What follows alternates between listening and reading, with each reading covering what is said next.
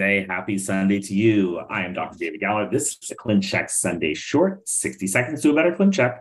So here we have a case where there's some overjet in the anterior, and what we're prescribing to fix the overjet is by moving the lower anterior teeth forward. Of course, we can't move all the lower anterior teeth forward, so what the Clincheck suggests is that we just move some of the teeth forward.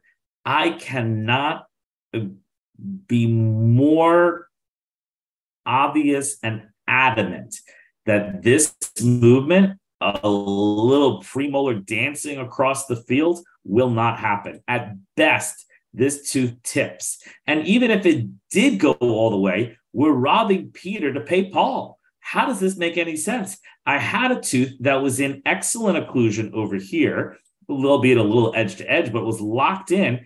And we move it into somewhere over here that's kind of no man's land, not quite class 1. And then we open up a weird 3.2 millimeter space. I think you're better off just having the overjet, or just do IPR on the upper to bring those teeth lower.